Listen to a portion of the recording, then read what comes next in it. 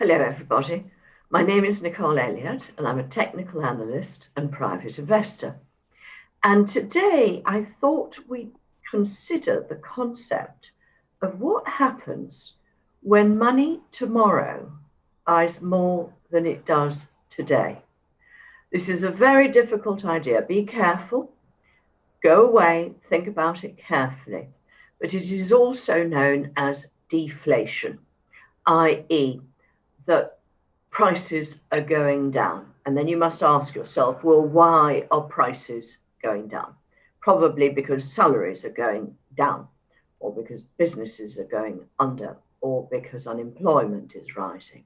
But all these things. And what happens is with price drops or price rises, they don't affect everything equally. Some assets do well, others do badly. At the moment, food prices are going up, but certainly not the price of shoes and fast fashion. Well, fashion.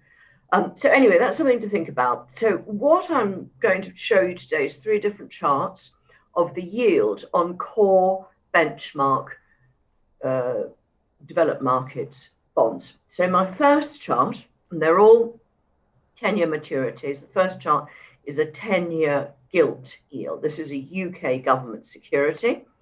And it has a pretty good rating. It's not AAA anymore, but it's not bad. And this chart goes back to the end of 2018. It's a weekly chart. And as you can see, since then, yields have been dropping. And what's been happening is that what used to be a record low, like in 2012 and 2016, which are marked in blue horizontal lines, has become resistance, and yields are dropping since then. What's happened this year is that we've worked in a descending right-angled triangle.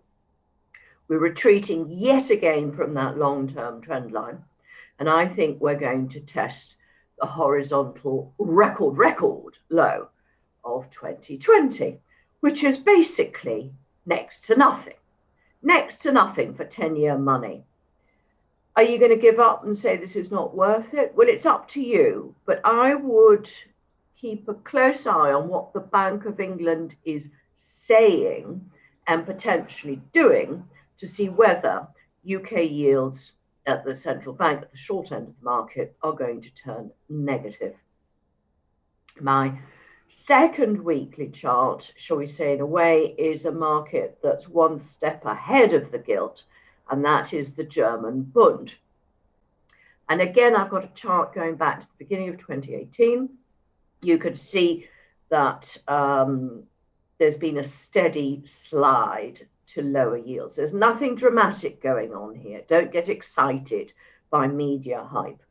But it's been trading down, and now this year we're also in a descending right-angle triangle. And at this very day, this week, we are testing the downside. More importantly, however, is that since the second half of 2019, all price action, all trading has not only been below the record low of 2016, it's all negative, all negative. By the way, Austria 10-year 21-20 yields are now just 46 basis points. That's 21-20. And my final chart is the Italian BTP, which has had a much more hectic ride, I must say. And I remember when I started in the city, the Italian government couldn't borrow for longer than 18 months.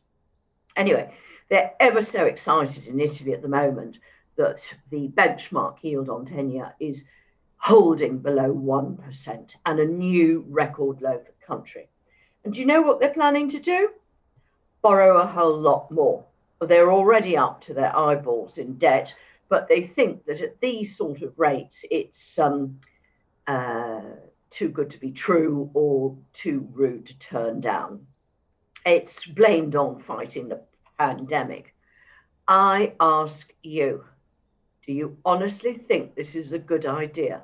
It may be not. I'm going to hold my breath. But let's put our heads together and do some serious thinking. And I'll see you next week.